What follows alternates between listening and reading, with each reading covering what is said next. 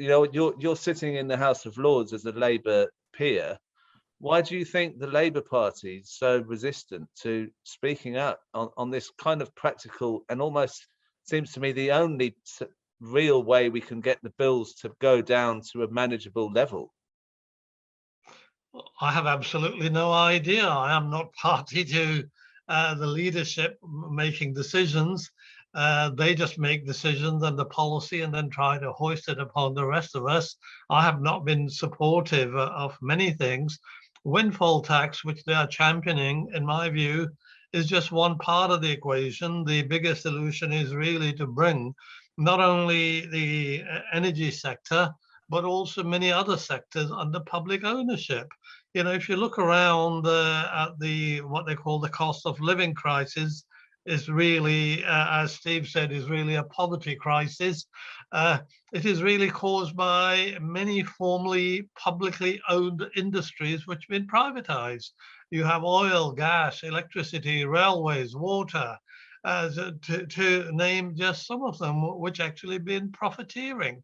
And so I think bringing them back under public ownership is a major issue, and that is a policy which Labour should be adopting. That was the promise actually made by Keir Starmer in one of his pledges when he became leader, and subsequently those pledges have been reneged. At the moment, about 75% of our rate of inflation is because of energy prices. And the interesting thing is that the price of gas in the wholesale markets at the moment is the lowest it's been for 18 months. And the real problem is that we have, under corporate influence, managed to get rid of our storage facilities for natural gas. Therefore, we can't immediately easily benefit from that price fall. And what happened is a lot of these companies relied on what they call just-in-time systems that never paid attention to what I always taught my students was, what about just in case something terrible happened? What kind of defense and protection you have? They never really paid any attention to that. So many of these companies entered into future contracts at incredibly high prices, and that is what they are punishing us for. They're punishing us from the failures of privatization. They're punishing us for corporate obsession with profiteering. There is no other word for it, really. So we also need to, certainly the Labour Party needs to advocate abolition of VAT on domestic fuel, because VAT is an incredibly regressive tax. Whether you're a millionaire or a pauper, you pay at exactly the same rate. So they can begin the reform by saying, okay, at least in the energy sector, let us get rid of VAT. Price capping works and has operated in the past. And price capping is absolutely essential, as an example been given about France. France has done exactly that. Windfall taxes, even then, Labour's being fairly miserly about it. A couple of weeks ago, Italy decided to levy another 25%, altogether 25% windfall tax on the energy sector. In Norway, they've been levying windfall taxes right from the beginning of the North Sea oil boom. And here we are told, oh my God, if you did that, there would be less investment. That is absolute rubbish, because energy sector companies have been paying massive dividends and spending billions on share buybacks.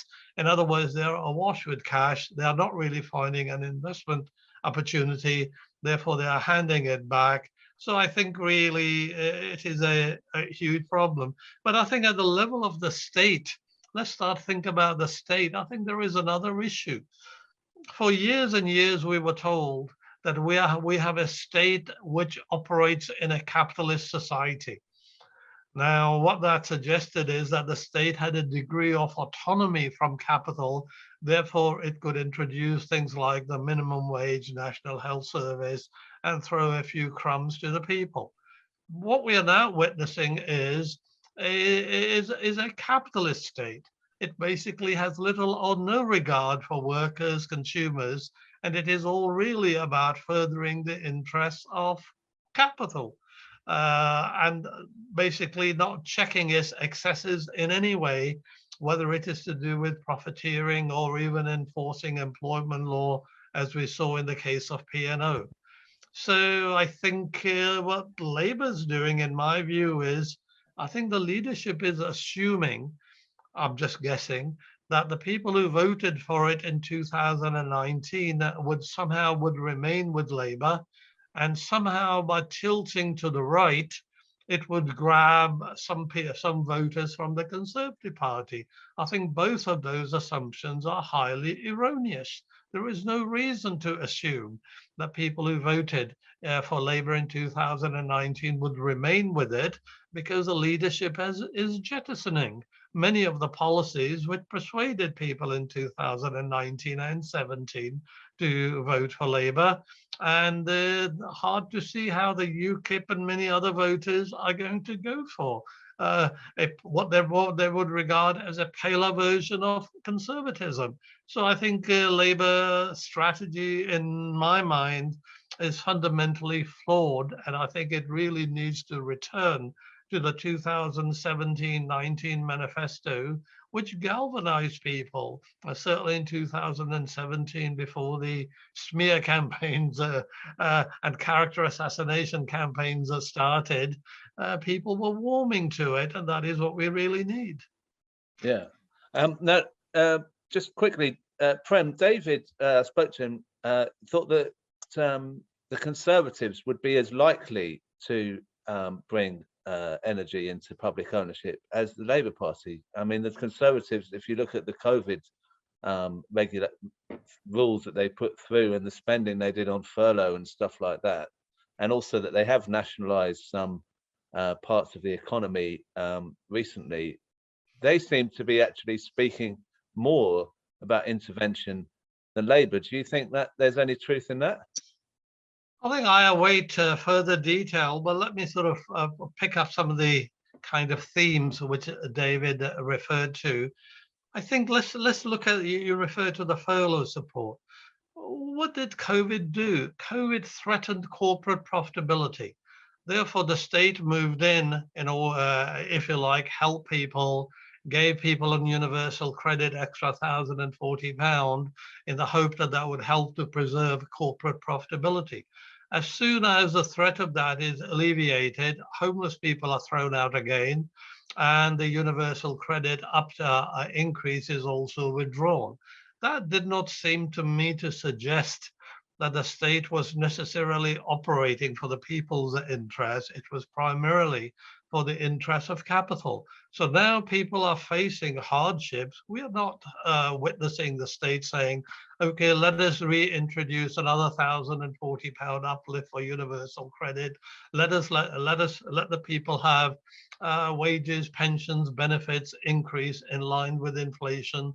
I think the state, as I said earlier, is showing its colors as saying it is more aligned with capital, and that is why I'm calling it a capitalist state, whereas previously what we had was a state in a capitalist society, which showed some concern, at least through some crumbs, to the ordinary people. So I think in many ways, at the next election, there's really an issue about what kind of state do we want? What kind of state have we got? Do we really want the kind of state we have at the moment? My view is absolutely not.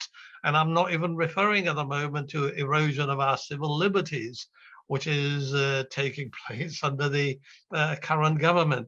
So the state can alleviate all the problems that people are facing at the moment, but it is making a political choice that it won't, because it has prioritized corporate profitability. You know, I'm an accountant. Look in my industry. We have accounting firms actually forging documents, forging audit documents. Would you believe it? Okay. And they openly admit that they have done it. Yet there is no criminal prosecution of any kind. Look at P&O. The chief executive goes to Parliament and say, yep, we knowingly broke employment law. Prime Minister says, yep, they broke employment law. Where's the prosecution? So I think there is something fundamental happening about the nature of the state. And this crisis of poverty is just one sort of visible sign of that. Do you think that nationalising bulb as a single issue would be a strong way of? It's just so simple. Nationalise bulb. Would that work as a campaign? Do you think? No, I think before the plethora of energy companies appeared on the scene, we had very reliable gas electricity system.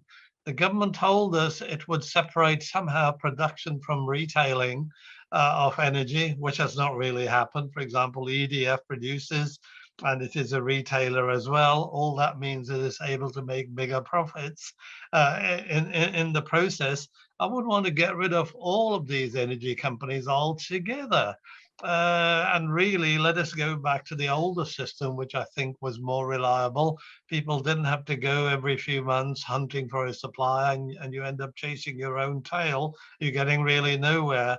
So I think we really need to, in a sense, go back to the previous model of public ownership, not only for energy, for other utilities and essentials as well. Look at water companies. Water charges since privatization are about 40% higher in real terms. All we need to do is force these companies to plug the leaks, and you will find they won't be making any profits. They'll be begging for somebody to take them over. We can buy them at knockdown prices. Railway franchises, as and when they're over, simply take them over, bring them into public ownership. So these companies are happy to run the railways while they're making pots of money. You ask them to improve services and they can't. And, they picked up about £20 billion in subsidy last year. And a large part of that ends up in shareholders' pockets. As regards, we should bring oil and gas companies into public ownership too. Certainly, Norway kept a good tab on these companies and levied extra taxes. BP was under public ownership. We gave away the North Sea oil and gas at knockdown prices, and the result is we are collecting about $1.25 per barrel in additional tax. Norwegians are collecting over $21 per barrel in additional barrel of oil from North Sea. And, we can bring all that under public ownership. One model could be that once you introduce price capping, the price of, and even a windfall tax, the share price of many of these companies would decline. And then you can simply say, okay, we will pass legislation. Shareholders effectively will become bondholders. Doesn't even cost you anything. Okay, you simply convert their shares into bonds and say, we will give you a certain return until we are in a position to redeem those bonds. End of story. Doesn't cost you billions. And indeed, I can go through some other models as well for Right. other industries if we had time. But what we are lacking is political will, mainly because our political system is crazy. So we had a minister tell the Lords last week, I was sitting there, saying that Sinn Féin does not have a political mandate for constitutional change in Northern Ireland because the majority of the people did not vote for it. Absolutely ridiculous. Only 43% of Brits voted for the Tories, and that is out of the votes which were cast. Yet this government is making wholesale changes. So we really need to change our political system, which at the moment is not really addressing people's concerns. We also need to introduce many other kind of electoral reforms. This government is bringing electoral commission under ministerial control. You're going to have 3 million people who haven't lived in this country for decades, who don't pay any taxes here, go on the electoral register so that they can simply keep the Conservatives in power. So we need major constitutional changes. We need to change the electoral system. We need to empower the people. When somebody said earlier, oh, what can we do? I saw something in the chat box. I'm afraid telling people that they are powerless is the first actual step towards making them powerless. We must not believe that we are powerless. Look at our ancestors. What did they do? They use leaflets, music, song, dance, theater, oratory, street corner meetings to demand certain rights. And we have benefited from that. Or each and every one of us can do something to undermine what the government is doing to us. And we can't just rely on Labour Party itself to change, as I said earlier, because Labour itself is moving in a particular direction, which I don't think is helpful to normal people. So we need to, as it were, let the world know on shows like this and elsewhere what people are thinking, what their concerns are. Trade unions, have been utterly disempowered. Trade unions are also flexing their muscles, and I'm referring to RMT, which is most welcome, because we need to show that, we are concerned. We need to do something. People want you to be the leader of the Labour Party, Prem. Is that something you consider? I don't think I have attributes of to be a leader of any political party. The chief kind of attributes that you need these days, you got to be deceitful, you got to be a liar, you got to make promises which you then can't keep. I don't really think I have those kind of qualities, so I would decline that invitation. All right. Well, thank you, Prem.